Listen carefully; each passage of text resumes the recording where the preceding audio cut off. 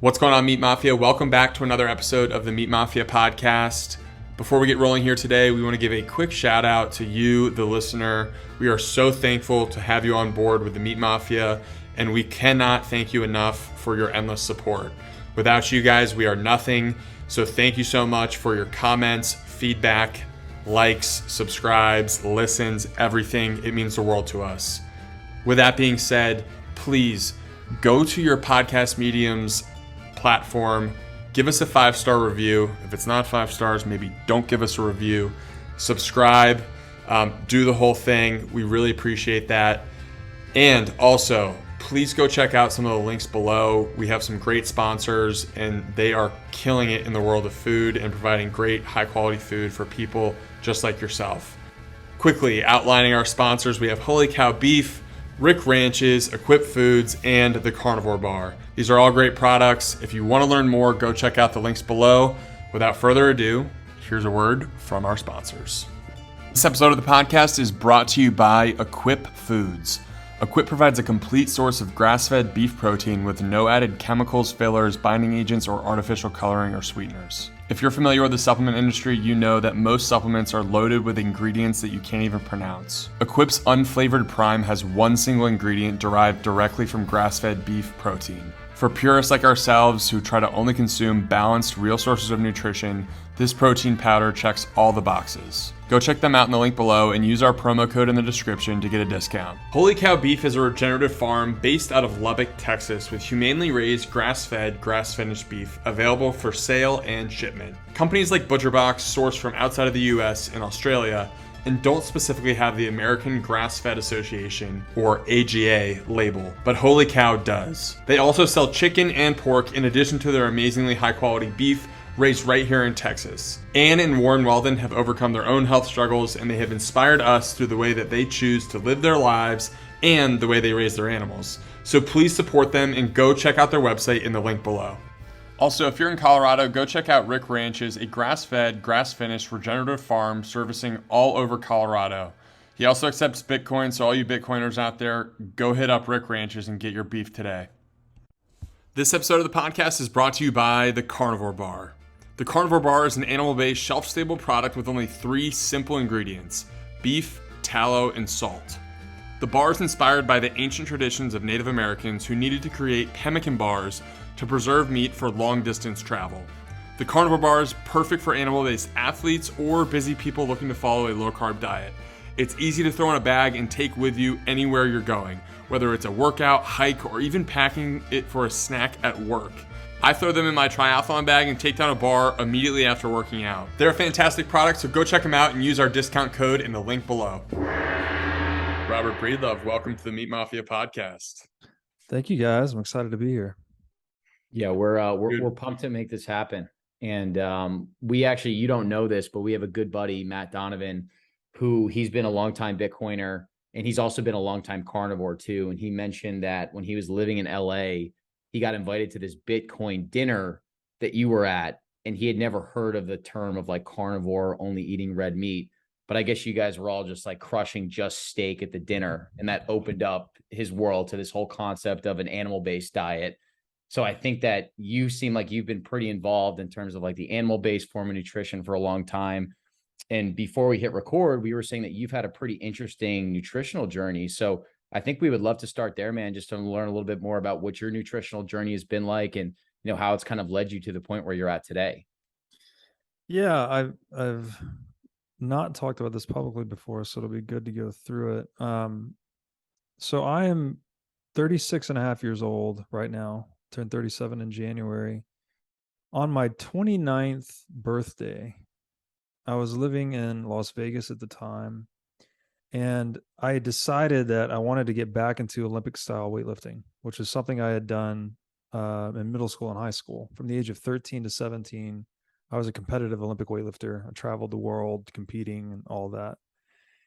And I had like kept in shape since then. Like I had done workouts and whatnot, but I hadn't done the actual Olympic lifts, which consist of the snatch and the clean and jerk. You've probably seen it in CrossFit, which made it really popular. But so I go into this gym and I kind of just go straight for it. I lifted pretty heavy and, didn't really, I don't know, prepare or ease back into it. I just went for it. And the next day I had this like sharp pain in my hip, and it was just like a stiffness, mostly my right hip, slightly in my left hip.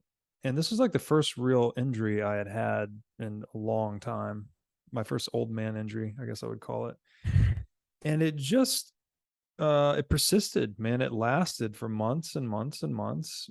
And I didn't know what was going on. I kept trying different things, yoga and stretching and all that. I had no idea it had anything to do with nutrition. But then going into, I mean, this thing lasted for a long time. I think going into probably 2 years later, year and a half, 2 years later, I started to have, like when I would lay down to go to sleep at night, I would notice there was like a mass in my lower right abdomen. And it would seem to like, it would get worse at times. Like some nights it would be bigger than others. Some nights it would be smaller. It was just inflammation, basically, like this mass. And I started to connect the dots that my hip would hurt more when the mass was flared up. And so I was like, what is going on with this? And it was just something I noticed, but I didn't know what to do about. And then, let's see, I guess around that same time, I developed, I had started getting white spots on my tongue, and they were on my lips a little bit too. And I went into a orthodontic surgeon friend of mine, and he was, looking at it, and I was like, what is this stuff? And so he did a little, I guess it's a biopsy, cuts a little piece of it off and sends it in. They take a look at it, and he comes back and says, hey, look, you've got lichen planus, and it's an autoimmune disease. And essentially he's like, it's not a big deal. It's mostly just cosmetic. It's not just cosmetic. It can be a little bit irritating to you depending on how severe it is. He goes, well, you have a pretty mild case. We don't really know what causes autoimmune disease, and we don't know how to cure it. So, lucky you just have the cosmetic version. You just have to live with it. And I'm like, that's weird. I'm not going to just live with some disease. Like, I'm going to figure this shit out and do something about it. And I guess it's somewhat, I'm grateful that I got that diagnosis, because that's what led me to start researching diet. You start researching autoimmune disease, and you'll quickly find that it tends to be related to your diet. And so I tried, a girl I was dating at the time was vegan, and she was like, oh, you got to eat vegan and that'll help. And so I tried that for about 6 weeks, almost fucking died. Like, I was pale white, sick, miserable, weak, irritable. The inflammation was worse than ever. Everything was wrong. Like, everything. It just was terrible. And so I was like, well, that didn't work. So let me do some more digging into this. And I eventually arrived at like a keto diet. And that seemed to be effective. That seemed to like keep the inflammation from coming up. And so it made things more manageable, but I still had the pain in my hip. I still had the lichen planus. I was still dealing with this. And then, I guess fast forward to maybe like 4 or 5 years into this thing, I discovered Sean Baker too, also getting into Bitcoin. A lot of Bitcoiners are talking about carnivory. And then, you're hearing these crazy stories of guys eating raw organs and raw beef and healing themselves. And then, but outside of those circles, when I'm talking about this approach with people, they're like, you're going to kill yourself. If you eat red meat for 2 weeks straight, you're going to die. And so you're like, it's very confusing in a way. You don't know what to believe. And, so I'm kind of getting by with all of this. The pain in my hip, when I started doing carnivory, finally went away. Like, finally it would go away on different days and it would come back. And then the inflammation would come down even more. And then, so I'd made a lot of progress on it, but then I got really severe food poisoning. It's actually more than food poisoning. I spent 3 months in Bali. in late 2020. And we ate some beef. I was on the carnivore diet pretty much at that point, but I got beef from the wrong supermarket in Bali, and I got wrecked with this amoeba parasite. Like it almost freaking killed me and my girlfriend. We were just very sick. We had to take all the anti-parasite medicine, a lot of ibuprofen. I don't even recall what all medicines they gave us, but we were laid up, and it happened not once but twice. So we got double whammed with this amoeba parasite thing. My head was hurting so bad that I wanted to die. Basically, it was really brutal. And so all of that happened. And then the gut inflammation after that, I was like unable to get control of it. I just could not. I could eat just beef and salt and I would feel okay, but I still was not feeling right. I was feeling something was just wrong. I could not get this inflammation under control. I couldn't heal the kind of the root problem. So I ended up, we left Bali, and actually a Bitcoiner introduced me to a guy that lived in Kauai at the time, and he was running this like detox program basically. So he would see different people that had different issues, and he would sort of coach them on how to detox and recover from it. So I kind of went under his tutelage for about a year, doing all these detox things. I was drinking the charcoal and taking the different detox programs and doing coffee enemas. You're like trying to clean out the colon and all this stuff, getting colonics, and had some success, but it wasn't really like addressing the root cause. And eventually he introduced me to ozone therapy. And now this is some really like kind of cutting edge stuff, and there's not a lot out there about it, I guess, because it's so relatively new. I don't know a ton about it, but essentially ozone is the O3 molecule. So it's, the same thing that's in the atmosphere. And as I understand it, basically no pathogens can survive in the presence of O3, of a pure oxygen environment. So you can ozonate water and drink it. There's a procedure called a 10 pass. And I haven't done the 10 pass. They'll take your blood into this machine and ozonate it and pass it back through your body 10 times. And that's one way to get the ozone into your cells. Wow. You can do it rectally, like as a colonic. They'll, do ozone water to like clean out the pipes. And the way it's, I guess the analogy that was useful in describing it to me was that it's effectively like intercellular fumigation. Interesting. So you're pumping the body with this oxygen, and your cells start to absorb it, specifically if you go through the colon. They call the colon the third lung. So it diffuses all this oxygen into your bloodstream and into your muscles and into all your tissues and fibers. And you feel it. I mean, you get like this oxygen high throughout your whole body. And apparently that is what just clears out all the like leftover, parasites, pathogens, bacteria, fungi, whatever is infecting you. This will deal with it. And so I found there's a guy that I found that does this. It's called an auto infusion technology. So basically the heavy duty version of ozone treatment. And I just finished, I did several sessions of that earlier this year, and then in the middle of this year. And I finally have I think cleared the nest of parasites or whatever was in my lower right abdomen. Wow. I don't know exactly what it was because I had the inflammation before the parasites. I sort of got it under control. Then I got the parasite infection. It all came back with a vengeance. And the way he describes it is once you get these parasites in you, they start to they multiply, right? And they get everywhere. They get in it might start in your gut, but it'll get in every system in your body.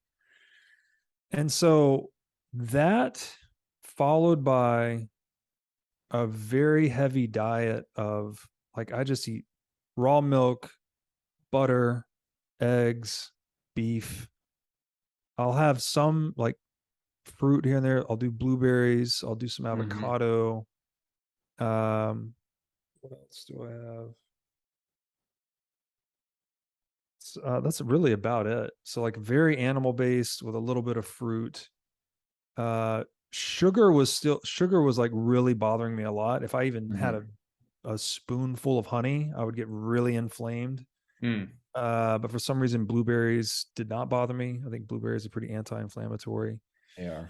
And so, I don't know. That's kind of like a rough depiction of what I've been through. And it's been fucking brutal, man. Like when your gut is inflamed, dude, I was in a bad mood. I couldn't think right. I was like not depressed, but not thriving, not like life was not fun. If when you're healthy, you kind of take it for granted. Everything's good and whatever, you might have problems, but you have your health, you have your vitality. You can feel your vitality. I could not feel my vitality for years and years and years. And at the same time, I'm like, on the psychological side, like trying to just be a man about it or whatever that's supposed to mean. You're just like trying to shrug it off, white knuckle it, bear it, whatever. But it was just taking its toll on people around me. They could just tell that I was off. And so thank God for cows, and milk and beef and butter. And thank God for oxygen. Basically, it's amazing how these very simple things can cure the body, and in a way that no allopathic or Western medicine can even approach. So it's been a heck of a journey. Well, one of the things we talk about, Brett was dealing with an autoimmune issue, and it's very easy, before the show, you mentioned it, people just kind of suffer quietly and they know their baseline's off kilter, but the people around them are like, what's wrong with Robert? Like, and it's, when that becomes normal, it's tough. And one of the things that you talk about obviously a lot is, what is money and kind of societal implications of bad money and how all this stuff is kind of interrelated. Like when we have these diets that are so inflammatory, it can have these widespread societal implications around health. One of the things I was curious to dig into with your story was kind of that weightlifting era about, you were obviously in a different state of mind then, kind of peak health, competitively weightlifting. What did your diet look like then? Were you kind of dialed in with the diet stuff then, or were you doing the classic like weightlifter stuff, just like pumping iron and eating whatever the hell you wanted? Well, it was from 13 to 17. So when you're that young, you're pretty much fucking indestructible. I did eat really good in a sense. Like my mom prepared, it's traditional Southern cooking. So I guess it's sort of good, but also bad. You're eating like fried chicken, but you're eating a lot of steak and potatoes. So you're getting a lot of nutrient density, but the preparation, was probably eating the seed oils. We didn't talk about the seed oils, but that's been a big one too. Getting that out of my diet really brought me a lot of relief. I ate way too much sugar. I ate like sugary breakfast stuff. We would just kind of get up and eat whatever cereal, Pop-Tarts, but also eggs and things like that. I would typically eat a pretty good lunch, kind of like big sandwiches, typically. It's a lot of meat. And then dinner was usually like Southern style cooking. But I didn't, it was not great. Definitely not a great diet. Way too much sugar is the main thing. Yeah. And so you said that you had a parasite from 2020 basically up until now, right? You're just getting over it. Well, I don't know. So you get the parasite, you take all the anti-parasite medicine and you're like, you're better, right? Better. You're not, because when you have the parasite, you're like in bed, you can't move, you feel like you're dying. Yeah. That lasts about a week. Then you get better, but you're not better because all these things are out of whack. And I don't know, I don't know, was it related to the inflammation, the gut inflammation that I had way before the parasite? Did this just like activate it more or worsen it? Or did I maybe clear out the main parasite infection, but there was some secondary thing? So this has been a useful framing for me. And I don't know that it's true, but it definitely feels true. When we look outside in the world, everywhere you look, there's endless Darwinian struggle, right? Fucking everywhere, like between humans, between animals, between the earth and animals, like we're just struggling to survive all the time. You could almost define life as a struggle to survive. That's just what it is. Well, somewhat obvious now in retrospect, but that same thing is happening inside your body.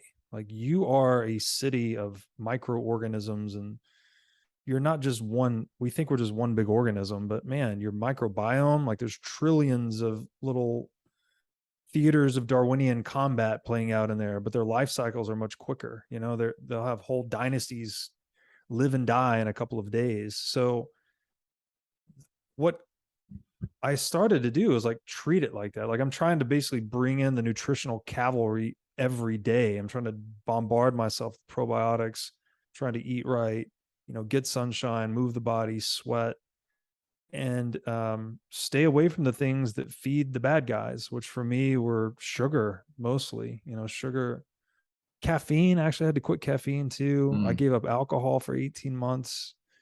All of those things helped, but sugar was the big culprit for me. Yeah. And what's fascinating to that point too is we just have no understanding as a society as to how to actually read a nutrition label. Like we look at things in terms of calories, we look at them at, macronutrients, protein, carbs, fats. But like you're saying, it sounds like everything started to change when you started to take a look at the micronutrient content and choosing these foods that were filling you with as many vitamins and minerals and nutrients as possible. And those are all the foods that are demonized by society. You mentioned before we hit record, you were like, damn, like I wish I just listened to myself intuitively when I was a kid, because I love steak, I love milk, I loved eggs. And then I'm being told that these things are terrible for me. And then you start reintroducing them and your gut's in the best shape that it's been in years. Yes. A couple of caveats though. So you mentioned the food labels. I don't like pretty much every food with a label has seed oils in it. I mean, that's probably not exactly true, but it's pretty damn close. So like when you try to start cutting out seed oils, I mean, that's when you go in the grocery store, most foods have a label, right? Well, that means most foods have seed oils. Totally. So that you have to get so radical, I guess. You can't just half-ass this, or you don't really make progress. And then with the milk, I have to drink raw milk. I can't drink homogenized, pasteurized, off the shelf milk. That doesn't agree with me. I think it's because it lacks the enzymes. There's a healthier enzymatic profile in raw milk. Well, guess what? The state has intervened in that market pretty significantly. It's really hard to find raw milk. You're not going to get it at the grocery store unless you live in, I think in Arizona and a couple of other states, maybe it's legal. Here, even in Tennessee, we had to drive an hour. You had to go to this website. I can't recall the website, but realmilk.com. Yeah, that's probably it. Yeah. Paul Saladino talks a lot about it. We got on the website last week when we arrived in Nashville. We had to trade emails with a number of farmers, finally find one that wasn't at full capacity. And then we had to drive an hour to this farm to get the milk. Like it's a big pain in the ass to go get the healthy food. So, although it would be as simple as just adopting the farm diet, there's all these impediments now, legally, I guess, between individuals that want to eat healthy and eat ancestrally and actually being able to do it. Yeah, the availability of all this stuff is part of the issue. As you're saying, like we had Joel Salatin on the podcast, and he's like the godfather of regenerative agriculture, talking about building vertically integrated food systems on his farm, and he provides a ton of nutritious food for his community in Virginia. But he's like, if they just drop the regulatory red tape around the food system, these farmers could do what they are actually in place to do, which is provide as much value with the skill set that they have. and provide the most nutritious food. But since there's so many regulations in a lot of these states, like raw milk is the perfect example. Like that is a food that is full of nutrients, and it's honestly easy to make and consume if you're, have available pasture. It's like how that's not legal in most states is actually a complete shame. It's and I think it would be extremely cheap too if you'd rip out all the red tape, because these cows are producing like 5 to 7 gallons per day of raw milk. Yeah. Each cow, and they're just eating grass. Like look how abundant grass is in certain parts of the world, like Tennessee. Grass is everywhere. Just turn the cows loose and milk them. Yeah. And it's delicious. It is unbelievably delicious. Like when you drink it, every cell in my body is singing. And it would be very cheap in theory. And it just, I don't know, on that drive to the farm, I'm just, in my mind, like, I can't believe this is another one of those parts of life where government has just fucked it up for everybody. Yeah, we literally right before we recorded this episode, we had on Dr. Bill Schindler, who's an anthropologist and archaeologist. So he has a really interesting lens in terms of how he views nutrition. And one of the things he mentioned is, regardless of meat, fruits, vegetables, carnivore versus vegan, the one indisputable food for humans is raw breast milk that we're given as babies. And you think about that's the one true food that we're meant to consume. And then you see all these incredible benefits of consuming raw bovine milk, like you're talking about, the lactase, the digestive enzymes, and these things are just demonized. And like we look at these things as red tape, and they're acting like they're trying to protect you as a consumer, but it's really just red tape for the sake of having red tape. And it's just so interesting to explore that. Isn't that everything government does though? It's always for our safety, right? They're printing money for our safety. They're homogenizing the milk for our safety. They're putting us in lockdown for our safety. Like they're all government action. If we get into the Mises view on this, first of all, it's all a misallocation of capital because nobody wants it. That's by definition what government action is. It's coercive. But then it's also just, so you're misallocating capital with government action, but you're also just, I don't know, breaking down the fabric of trust in the world. Like you're, what's the word? Infantilizing people, right? To always have this nanny state watching out for you, and you're just supposed to trust this organization to make all the right decisions for you. It disables people. It's taking people's skin out of the game so they can't actually deal with life as it is.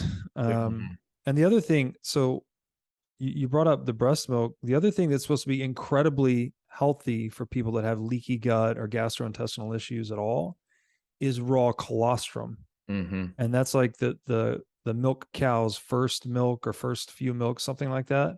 Yeah. We had raw milk supplier in Hawaii, and we just found one here in Tennessee. I've been unable to get the raw colostrum. Like it's so hard to get because of all the red tape and all this. So that's just another area where it's like, here's this thing that I've read a lot about, people saying they've completely rehabilitated their microbiome with raw colostrum, but I can't get it. Like I'm on another wait list with another farmer now trying to get it, but it's been 2 years and I've never had it. So there are a few farms in Amish County, Pennsylvania that make really good quality colostrum that you basically just join a membership association, which is really easy, and they'll ship it right to your house. So I'll send you a couple of those links so you have it. But I can confirm with my colitis, colostrum has made a massive difference since I've started supplementing with it. Thank you. That would be very helpful. It's been frustrating trying to find it. Robert, one of the things we've been talking about a bunch on the podcast recently, Amos Miller, I'm not sure if you're familiar with this story, but he owns a farm in Pennsylvania. He's an Amish gentleman who owns one of these membership programs that Brett's talking about. And he's been providing really nutrient dense, high quality food for his community. And the government recently cracked down on him and was fining him just solely on the basis that he wasn't meeting like the USDA standards.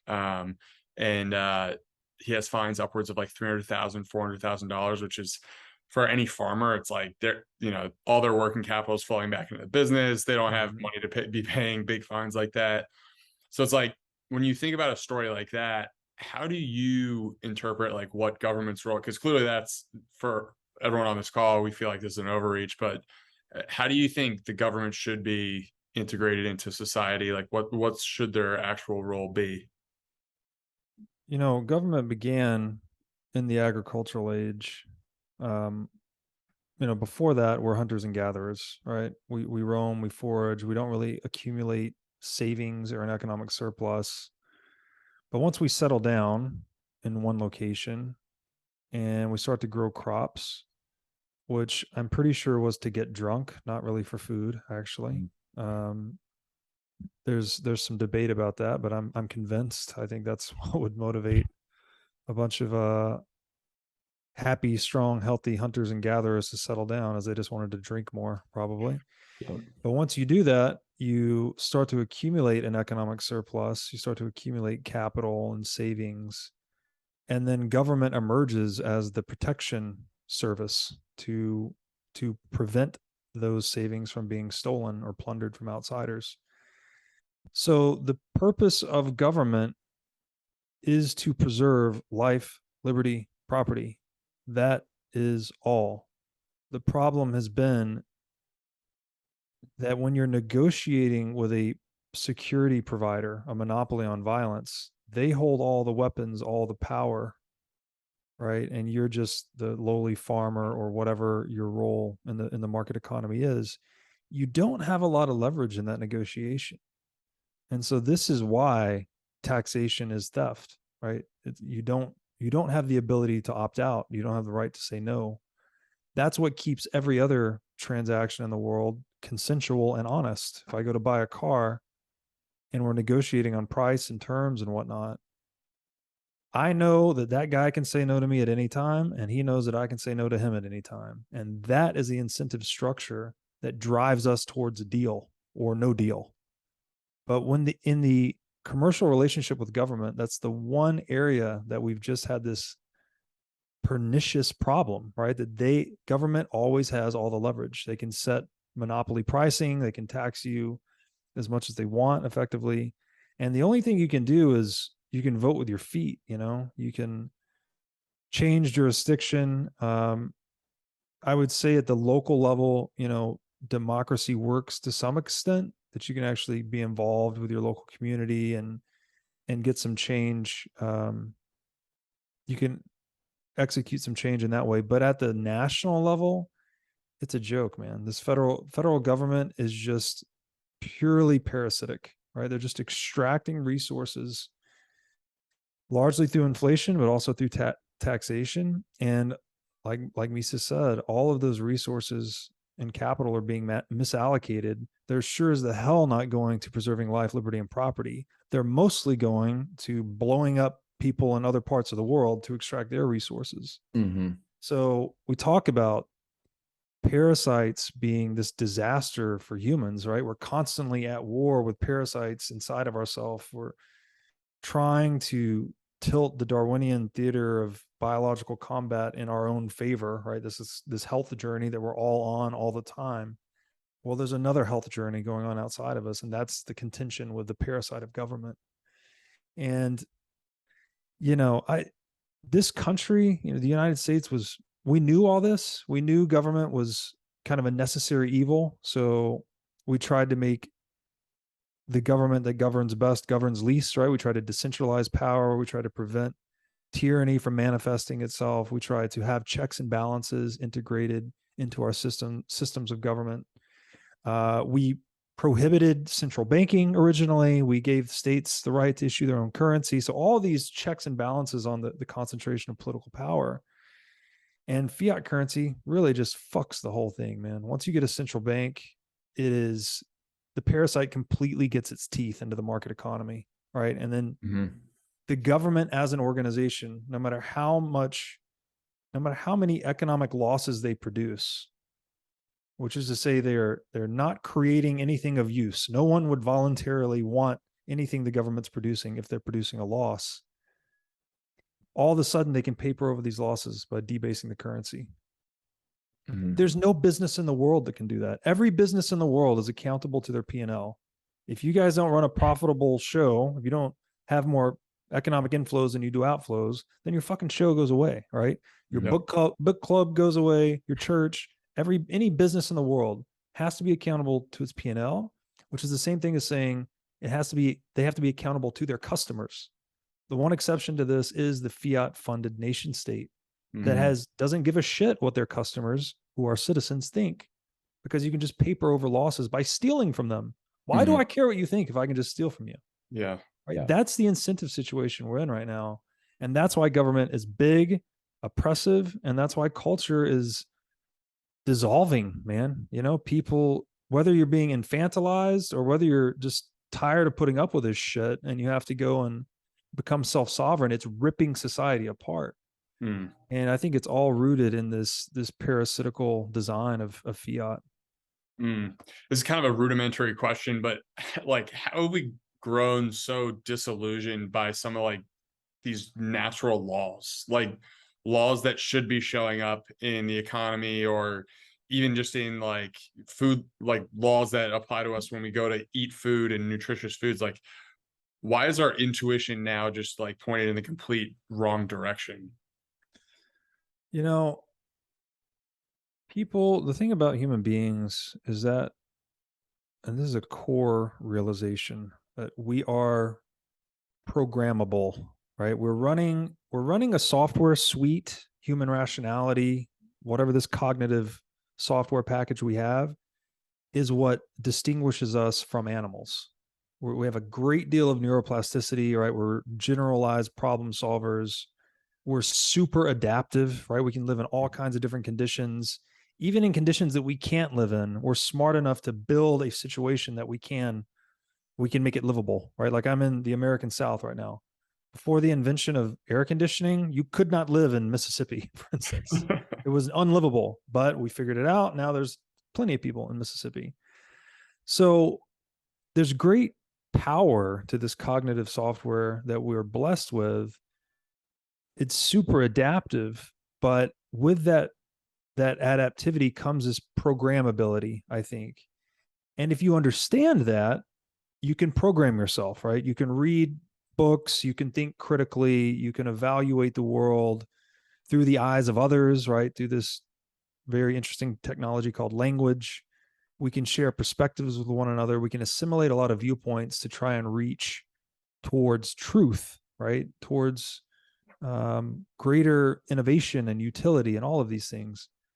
But if you don't realize this, right? If you don't understand that you're a programmable sentient being, then you're very likely to be programmed by someone else. Yep. It kind of reminds me of that quote that I'm paraphrasing the quote here, but if you don't live your own story, someone else is going to make you a character in their story. Right.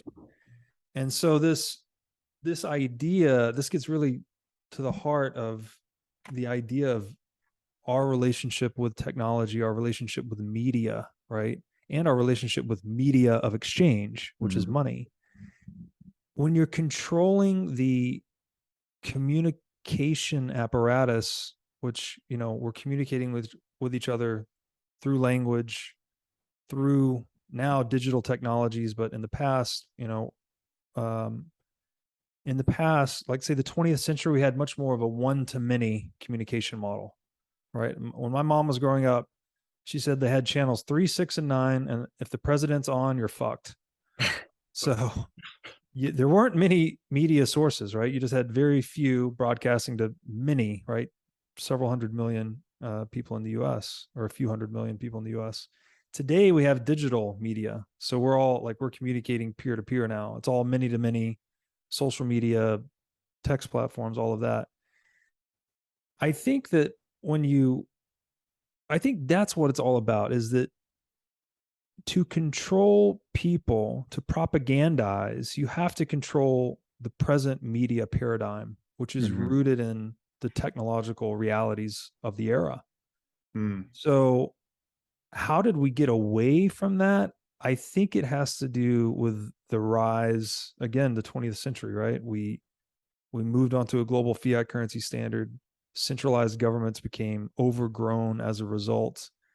The domination of media by government has been quite significant. You know, if you look, what mainstream media, to use a pejorative term, can you trust today? Like, it doesn't exist. It's all owned. It's bought and paid for by entrenched interest.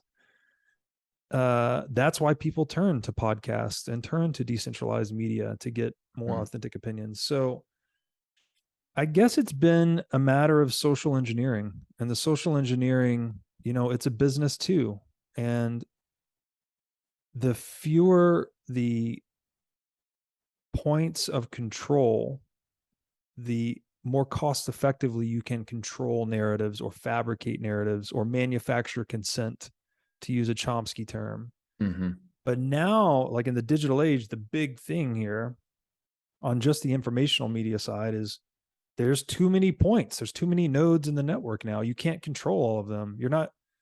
New York Times is not going to censor and control this podcast, right? There's just too much many-to-many communication. It's unmanageable. It's this explosion of endpoints.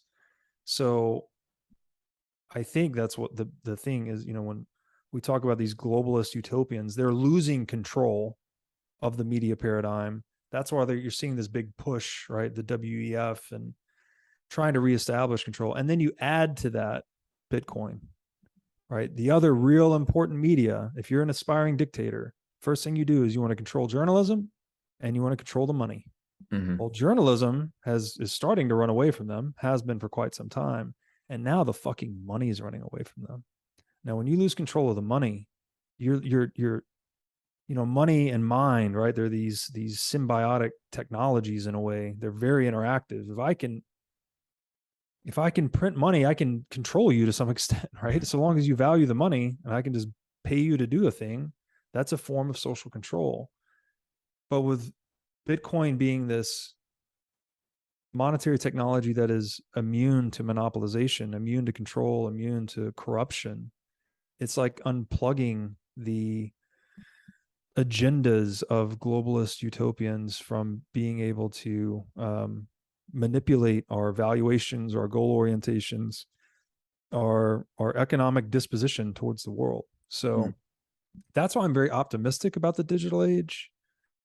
However, you know, tools and technologies are amoral. So we're seeing a big push in the other direction, right? The globalist utopians want to export the Chinese social credit score global surveillance system to the West. I think that's what's happening here. That's what COVID's all about is, there's a big boogeyman out there. And if you don't saddle up to the teat of the nanny state, you're going to die. It's just this push for domination and control. So, yeah. Robert, one of the things that you mentioned a few minutes ago that really struck a chord with me was this concept of programming your own software towards truth. So I'm just curious, like, if you reflect back on your own life, is there anything that in particular that you either did or consumed that really helped you program your software, your mind towards truth, like you're talking about? Well, read literacy obviously is key to this whole thing. So you have to install that software package. And then I think you just sort of have to pursue your own interest. We don't really choose our interests, you know, like things grab us, they grab our attention. And you have to listen to that. You have to listen to that instinct or intuition, I guess. And all knowledge, in my opinion, is provisional, right? You can't never mistake the map for the territory. So if you have one guy writing a book, you might think the book is amazing, but don't take the book as gospel, right? Or don't hold the guy on a pedestal that because he wrote a great book that everything he said is true. I would add too, like, fortunately for me, I guess I have had a deep curiosity overall. When I was really young, the first thing I started reading a lot of was astrophysics, which for me was just trying to satisfy my curiosity of when I would camp at night under the starry skies in Tennessee, I would look up at all this and just wonder what the hell it is. So I started to go down that rabbit hole, which was just very helpful for me, and I don't know, broadening, maybe setting us in our proper place, right? We're just these little tiny critters on this little tiny planet trying to figure our stuff out. So it's almost humbling in a way. And then when you approach other bodies of knowledge, you just kind of have this grander perspective, right? That it's not, I notice a lot of people get really into one subject and they think that is the world, right? You start to think, oh, there's some quote here that I can't think of, but you just set your views again in a broader tapestry of views and understand. And this comes with age too. I think when we're younger, we tend to think we have it all figured out, or we think this is the big thing. But as you get older, the more you realize, the less you actually know. I would also add just philosophy itself. You know, that's what philosophy is we're engaging in the most thorough form of self-reflection possible, right? Looking at the thinker, looking at the language in which we think, looking at the imagination itself, like how do we render our imagination and thought into the world? You're almost looking at the source code of that software you're running. So, yeah, I guess I'm still going through this myself. I wish I had better wisdom for people, but I would say pursue your own interest, you know, read and write just as much as you can. It's always going to improve you no matter what, right? Even if you don't publish it or whatever, just read the things you want to read, write as much as you can. And then I would encourage people to at least make a foray into philosophy, because again, you're getting down to that, like, you're taking that question why all the way down as far as humans know how to take it. And for me, like, we just did this series with I did a series with John Vervaeke on Neoplatonism on this book here, Plato's Critique of Impure Reason. Dude, this is one of the best books I can't even believe a human wrote this book. It's unbelievably good. You read this book and I shrink as a result, right? Like, I thought I knew so many, and then after reading this book, I'm a much smaller part of a much larger universe. And that's a good feeling, actually. It sounds like maybe it's not, but the more you can humble yourself in this human enterprise, I think the better off you'll be. Have there been any travel experiences that have shaped your view on whether it's just like kind of personal views, or obviously you're very involved with Bitcoin, kind of this global digital currency that's come about? Like, is there anything that you've seen while overseas that, I know you mentioned you were in Bali, that has kind of just given you like this newfound perspective on, like, hey, society that I was born into in the US maybe isn't exactly what I thought it was? Yeah, I do think that the two things you can really do to enrich your perspective are reading and travel. And what you're doing is you're effectively putting yourself in other people's shoes, right? You're seeing, when you're reading, you're looking at the world through the eyes of others, even others that lived hundreds of years ago, right? In the case of old books. But then when you're traveling, you're actually immersing yourself in these alternative cultures. And cultures, again, if we're all running these software packages, the culture is like the distributed software network of that cognitive system. And yeah, you go to a place like Bali, dude, it's a different world. You can't even begin. It's hard to articulate how different it is. Like, everything's different. So your body's forced into this adaptive response of, like, how do I, contend with, no one speaks the language, and they eat weird food, and they're doing weird things, and they're kissing my baby too much. It's like a lot of weird things. And it forces you to adapt and grow. So I don't have a particular thing that stands out, but I would say, yeah, going to an Asian culture in particular, something that's so foreign to the West, was very, very startling in a lot of ways. Just how, they were burning dead bodies, right? They do like their funeral ritual, and they would just burn the dead body right there in the temple, like not even a block from our house. And you, like, smell the ashes of the person in the air, and you're like, the fuck is this normal? Like, and yeah, man, it's a big world out there. So don't think that you've seen it all if you haven't been out and about. Yeah. You also touched on something really interesting, this concept of pursuing your own interests, which I think a lot of men and women have gotten away from. And I think a story that a lot of people don't know about you is that you actually had the opportunity to become the CEO of a publicly traded company at a pretty young age, the way that I understand it. And I think you had this strong gut instinct or this calling to just wanting to start your own business or live by the beach. And it seems like that was pretty influential to get you to the point where you are now. Would you be able to just expand on that and tell that story a little bit? Yeah. So I was, so my education is accounting and finance. I was basically in public accounting for about 4.5 years, and then decided that accounting was definitely not for me. It's very linear, very algorithmic. You know, you just sit there and grind. So I decided to go into industry, you know, like private industry out of public accounting. And initially I was a CFO for a construction company. It was a trade show construction company, dealing a lot with union labor and whatnot. That wasn't really my jam. So I got into a CFO position with a hospitality technology company. So they're providing all the operational software to run a hotel, restaurant. This was in Las Vegas. So we had properties in Vegas, but we were also merging with a company in Vancouver.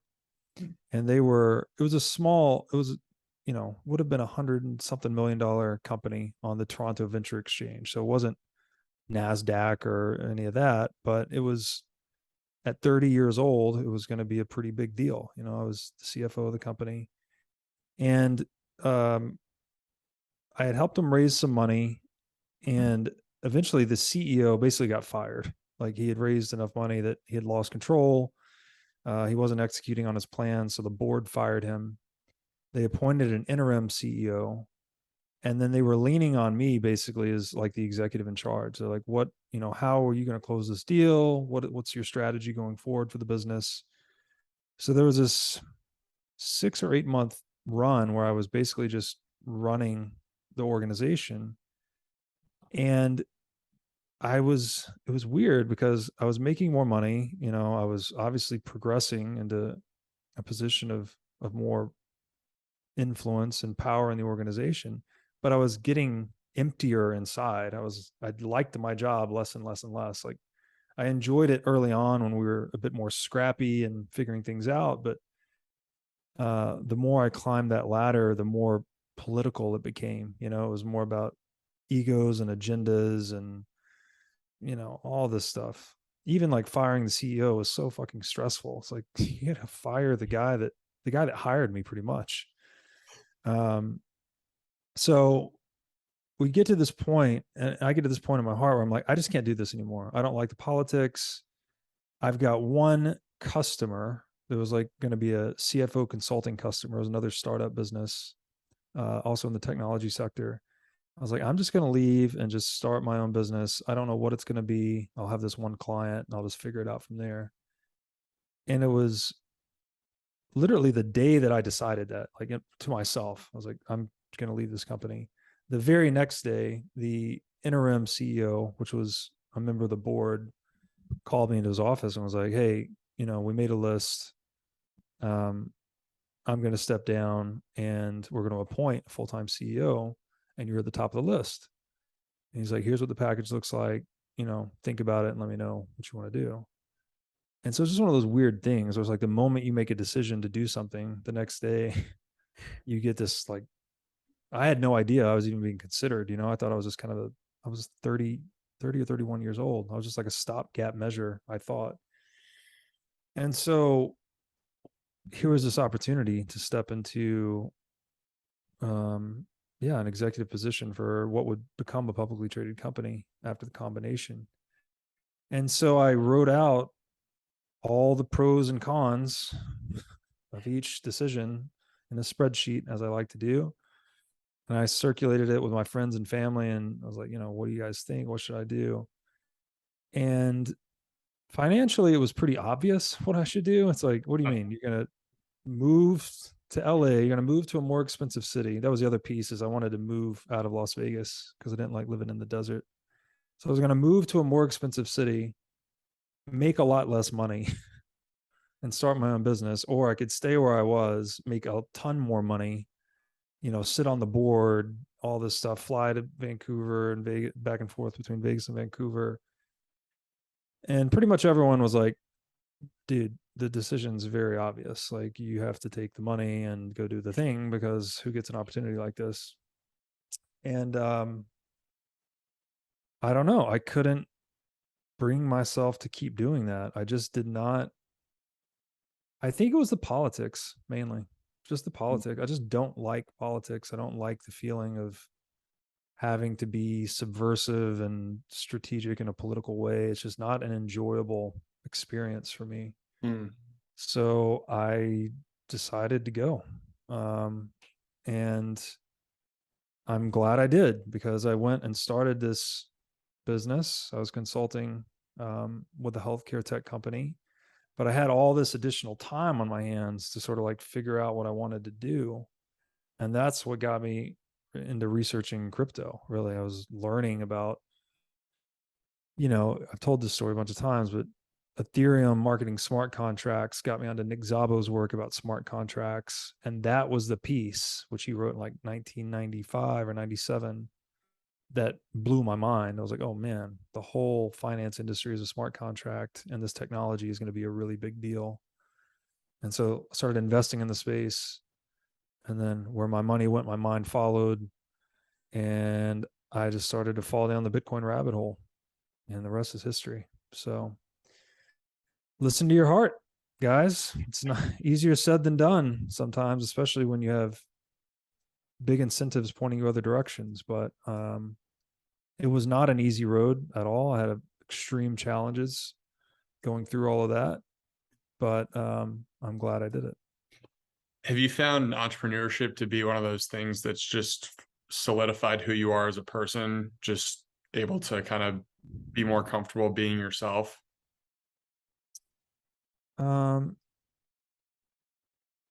I think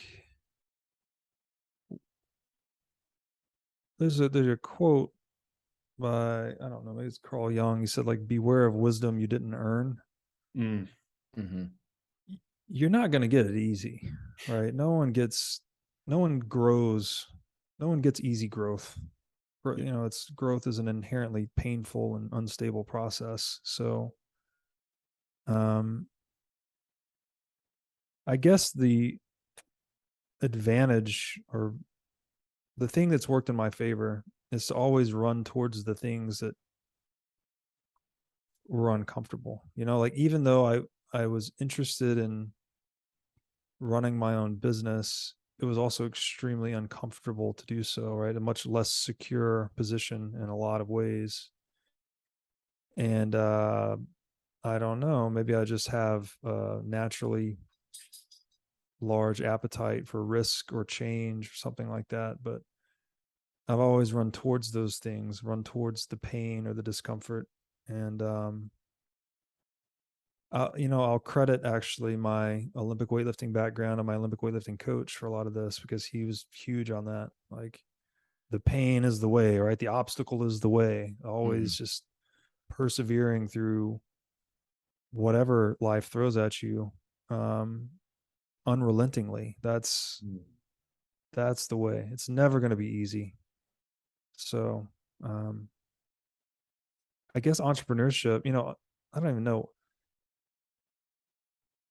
You're going to be engaged in entrepreneurship no matter what, right? Even if you're a company man at a long time, you do the classic, 20th century career man move. You still have to promote yourself. You still have to have good ideas. You have to win business ultimately. If I stayed at the accounting firm that I was with, to make partner, you ultimately have to be bringing business in the door, right? They don't give a shit how good you are at accounting. You have to bring business in the door. That's entrepreneurship, right? It's making connections. It's adding value. It's creating a better world, So I don't think you can avoid it. Even you can take on less aggressive forms of it, perhaps, but I don't think you can avoid entrepreneurship. So you might as well embrace it. We had a guest on, and I think the quote that he mentioned is that if you're a male in your 20s and you're talented, that you should be running towards, some type of entrepreneurial path, monetizing the leverage that the internet has to offer. And you shouldn't be in a company or some type of corporate setup with a hierarchy and a partnership setup, like you were mentioning at the accounting firm. Is that quote something that resonates with you, or something that you agree with if you're speaking to a 20-year-old that's coming to you for advice on career trajectory and career pathing? Yeah, absolutely. I've been trying to I've been thinking about it this way lately, is that one, again, in the digital age, we have this many to many media model, right? Well, what does that mean for you as an individual? It means that everyone now has a natural monopoly on their own voice, right? No longer are you just a cog in a machine. That every human's unique, right? We all have unique experiences, aptitudes, skills, an ability to relate with certain cohorts of people that others cannot.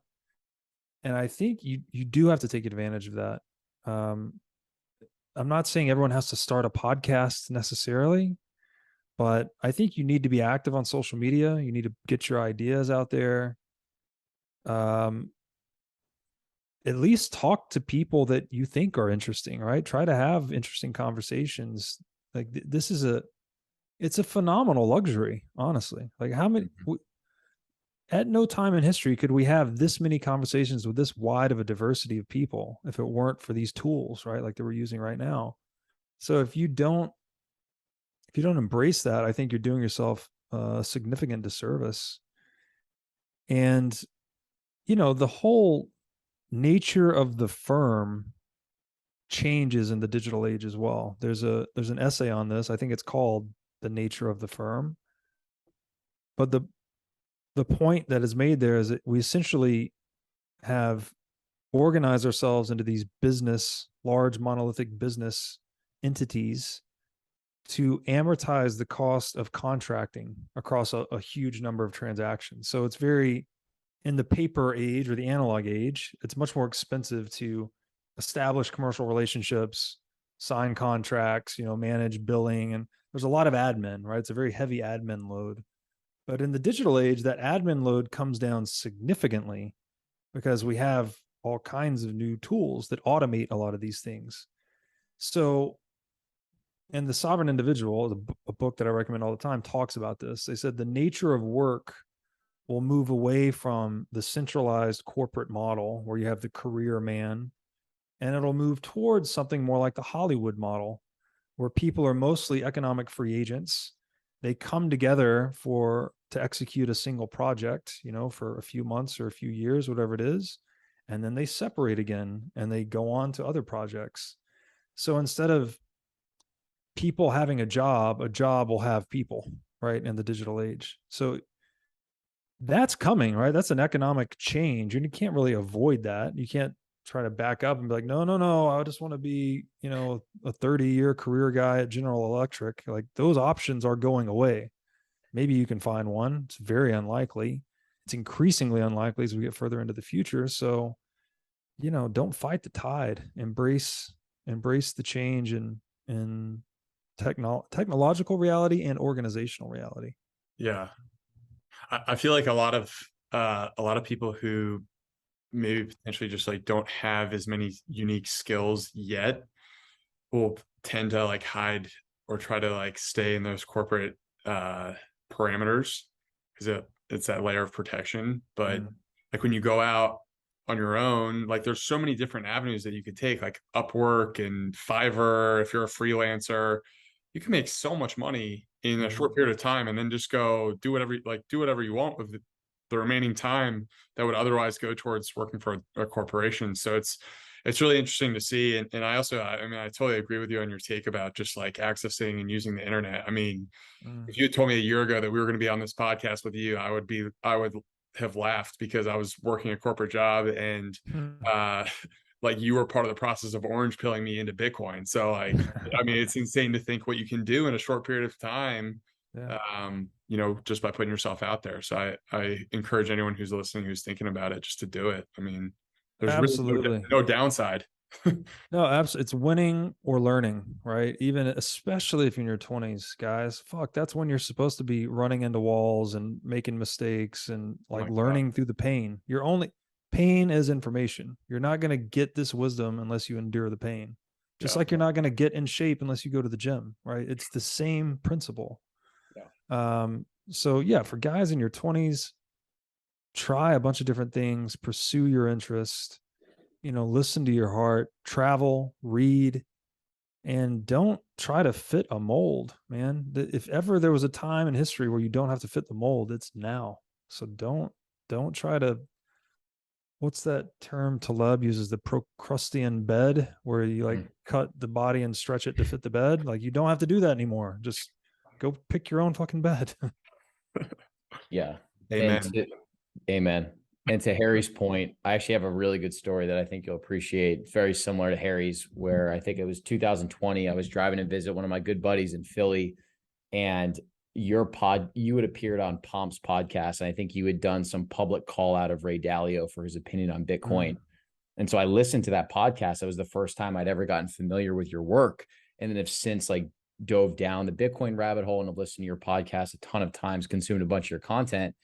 And then here, Harry and I we went to college together, became really good friends, and trained for an Ironman in Austin last year. So I was living in New York, Harry was living in Boston, and we kind of used that experience to get out of these Northeast cities and just get like an environmental change, like you were talking about, through travel in our own way. And so we were noticing, we're like, damn, like we're cooking all of our meals, we're passionate about nutrition, we're doing the carnivore thing. Why don't we just start like writing on Twitter and creating some accounts and just seeing what's out there? And so we literally just start writing Twitter threads. And now that's gotten us the leverage to get your attention and have you on the podcast. And even just in 2020, it was like, we were both just viewing your content as a fan. So I think this is like a good example of that, of like, just try things and do the things that you're passionate about. And you might be surprised what comes from it at the end of the day. Amen to that. There is definitely fear, right? If you've never done it before, just like anything you've never done before, well, as Musashi says, everything is hard at first. Yeah. So just accept that, get over it, and then move to the action step. Just take action. Yeah. And expect to fuck up, right? And you won't be disappointed because you're going to fuck up. You're going to make mistakes. You're going to get embarrassed or made fun of or whatever it is. And just take that as learning, right? You're taking feedback from the real world and you'll figure it out, right? Again, life is a struggle. So as long as you approach it with a clear mind, a faithful heart, and a willingness to overcome adversity, that's how you move forward. There is no other way. There is no easy path forward for anyone. And if you just take that to heart, man, I think life becomes a lot easier. I know we've taken up a lot of your time here, and that was beautifully said, but I wanted to ask you about something that you've put together, just some work that you've done. So you mentioned Faithful Heart. I know you were a contributor for Thank God for Bitcoin, and I would be remiss not to ask about it because I think it's such a unique lens into the world of Bitcoin. I'm just curious, what got you interested in writing about that? We had Jimmy Song on this past week, so we got his perspective, but I'm curious just to get your take on it, because it's a very profound piece, and I think people who understand the connection get it, and then there's a certain subset of people who don't really understand that whole connection. But I love it, so I'm curious to get your take. Yeah, it's a little bit of the backstory, I guess, for me. We mentioned earlier, like some of the darkness I was going through, right? Like the health stuff. And I couldn't, no matter how hard I tried to figure out what to do for my health, I couldn't figure it out. And, but it was while all that was happening, my Bitcoin work was absolutely exploding in ways that I couldn't even imagine. So it's again, pain and suffering somehow becomes something useful, right? If you channel it properly. I don't know why. That's just the way it is for some reason. So I'm going through a number of trials and tribulations personally, and I grew up Christian in the South, but I had definitely drifted in my teenage and then young adult years. I was becoming very deeply interested in the work of Jordan Peterson, who was kind of like putting all the pieces together, all these different scientific aspects on theology and philosophy and just centering it on Christianity. So it was really drawing me back in. That's what caused me to veer away from Christianity is I was getting in, I mentioned I was reading astrophysics and all these things that sort of take you down a secular path. But Peterson just has this brilliant way of helping you see things from the other perspective, I guess. So I was getting back into God, I had a young daughter. I was reading the Bible with her. And I think it was my friend Stephen Cole actually that said, hey, because we had talked about a lot of this.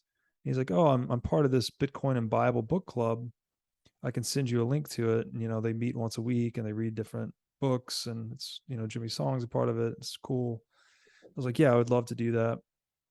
And so we started doing that, and we went through a couple of books, and I really enjoyed it. Really just good people talking about deep subjects. And I don't remember who proposed it, but someone in the group was like, we should just write a book. And Jimmy had this whole program, he'd already done this book sprint with a group previously. And so he had this whole, program that you go through to actually write a book with a group of other people over Zoom.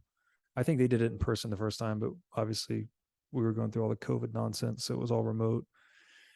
And so we started doing that. And, it was quite a few months in the making, quite challenging. I was in Bali for part of it. So I was waking up at like 3 or 4 in the morning just to make these meetings. And, but it was good. And yeah, I don't know, the book was written to be very accessible. I would credit Jimmy with a lot of that.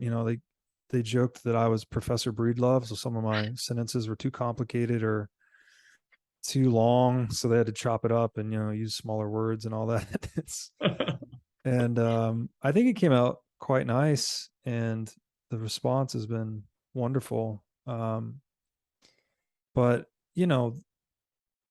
man, to try and get words around the importance of God is such a futile effort. But I can just say, if you approach God, and I know people don't like that word sometimes, you can use a different word if you want, the universe or nature or whatever, right? That's that which is transcendent, that which is ineffable, that which is beyond rationality.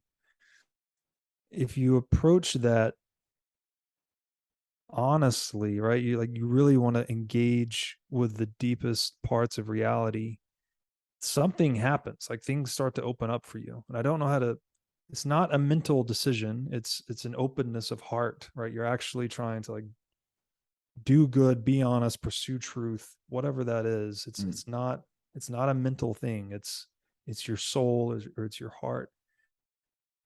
There's a response, it's not just an empty, soulless cosmos that we're in. At least that's how I see it. And I'm still going down that path. I'm still going down that rabbit hole. I'm now, and again, I mentioned this Neoplatonism earlier. To believe in God is to not believe in some guy in the sky. Like there's a rigorous philosophical foundation for the notion of God in the Neoplatonic tradition. Now we've lost a lot of that, and people don't even know what Neoplatonism is hardly today at all. I didn't until not long ago. But there's just something so good, and I'll just use the word good in the sense of Platonic goodness. And if you don't know what that is, I would say just dive into that topic too, because the goodness, Platonic goodness and God are they both refer to these ecstatic dimensions that you can't really approach with words in a way. we say that God is love, or, it's something beyond words. And it's been everything to me. It's been absolutely fulfilling. And every day's a challenge. Every day's interesting. It's humbling. It keeps opening new doors. My life is changing. I'm changing. And I don't know. I love it. I love my life now. I've been around and seen and done a number of things, and now I really can't think of anything I'd rather be doing than pursuing God in my work, and hopefully, shining that value out into people's lives to the best of my ability. So it's really hard to talk about these things because the words never work, but that's kind of how I feel. This question might also be tough to describe with your words, but I'm just curious how it's been having this journey, rediscovering your faith, and also being a father to your daughter too. Because we're, both Harrison and I are 28. We want to have kids someday. We don't now. So just curious how being a father has just changed and shaped your outlook of the world. Yeah, the two best ways to lower your time preference. Number one is have a kid. Number two is get some Bitcoin. I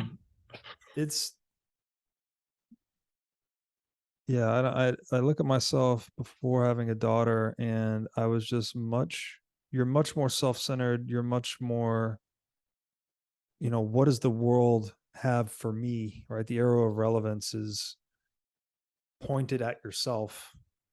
And then once you have a kid, man, the whole thing just inverts. There's just this inversion, and you're like, what? Who cares about me? Like, it's all about them. And I think if you're a good parent or striving to be a good parent, you can broaden that reversal of the arrow of relevance to the larger world, right? To love. That's what Christianity teaches you, right? Just love one another. It's simple to say, very difficult to do. But it has changed me fundamentally. And that's probably the best word I could use. Well, I've gotten a ton of value out of this conversation, Robert, and we just both really appreciate you coming on because we know your time is valuable, and I think our audience will really, really enjoy with this one. Kind of touched on a bunch of different things from health to Bitcoin to personal philosophy. So this has been great, and we really appreciate it. So thanks for coming on. Yeah, guys, thank you so much for having me. This was a lot of fun.